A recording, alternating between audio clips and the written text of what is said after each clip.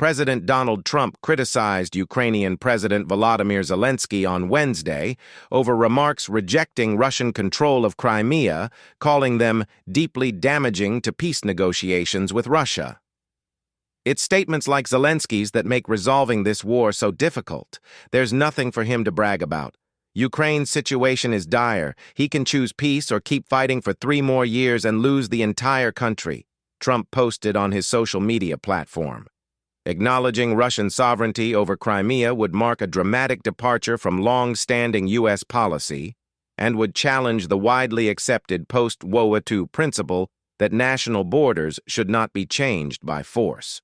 Hours after Trump's post, Ukraine reported that Russian missiles struck both Kyiv and Kharkiv, its capital and second-largest city, leaving at least 1 person dead and injuring around 50 others.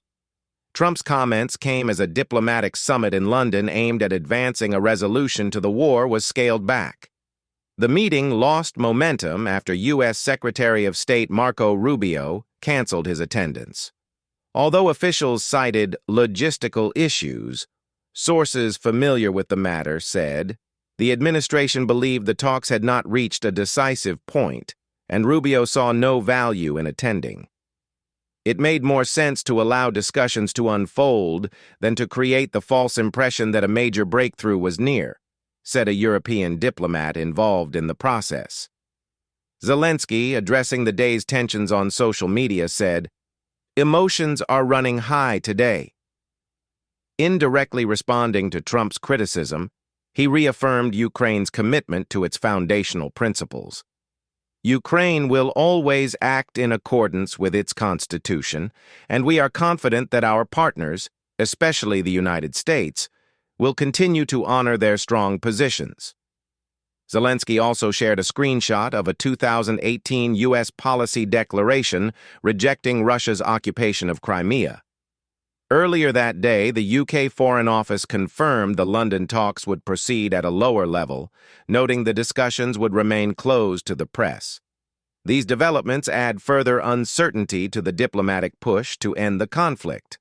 While Washington has been intensifying pressure on Kyiv to consider a settlement, Ukraine remains firm in its refusal to concede Crimea, occupied by Russia since 2014, or the eastern territories captured during the 2022 full-scale invasion. During a visit to India, U.S. Vice President JD Vance issued a stern warning that Washington might walk away from the talks altogether. "We've made a clear proposal to both sides. It's time to decide. The United States has invested heavily in diplomatic and field-level efforts," he said. Meanwhile, key European allies, including the UK and France, are working to bridge the growing divide. The London meeting followed discussions in Paris last week, where US, UK, French, and German officials reviewed Washington's ceasefire proposal. Following Rubio's withdrawal from the summit, Trump's special envoy for Ukraine and Russia, Keith Kellogg, was designated to lead the U.S. delegation in London. President Trump's special envoy, Steve Witkoff, is scheduled to meet with Russian President Vladimir Putin in Russia on Friday, according to a U.S. official. At the center of the diplomatic impasse is a U.S.-backed proposal that includes recognizing Russian control over Crimea, Ukraine's southern peninsula, annexed by Moscow in 2014, as part of a broader ceasefire deal, an official familiar with the discussions revealed. The plan would also establish a ceasefire along the current front lines of the conflict. Ukrainian President Volodymyr Zelensky made it clear earlier this week that while he remains open to dialogue, Ukraine will not accept any agreement that legitimizes Russia's claim to Crimea. Ukraine will never legally recognize the occupation of Crimea, he told reporters. "There's nothing to negotiate on that. It violates our constitution."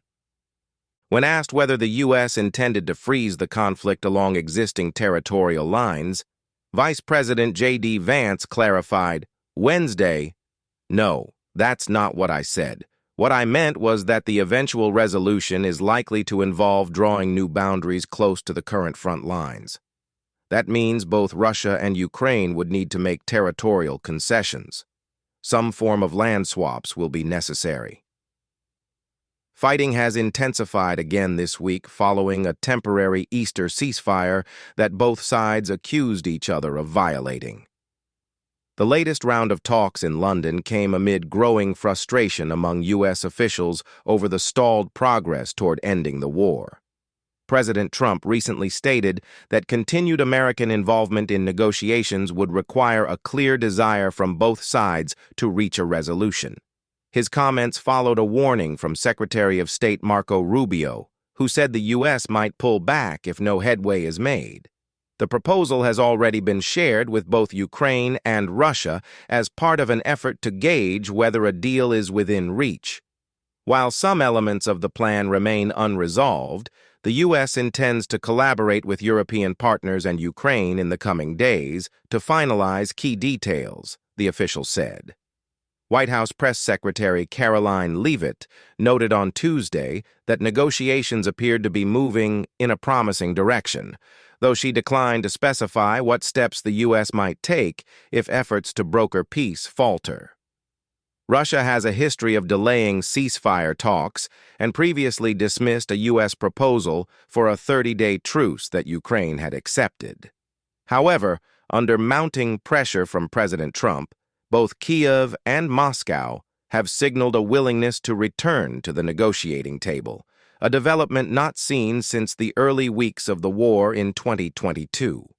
On Monday, President Putin suggested a potential ceasefire agreement that would prohibit strikes on civilian areas, though he said further discussions were needed to clearly define what constitutes a civilian target. A Kremlin spokesperson later confirmed Putin's remarks, stating the Russian leader was referring to direct talks with Ukraine aimed at securing a truce, according to Russia's Interfax news agency.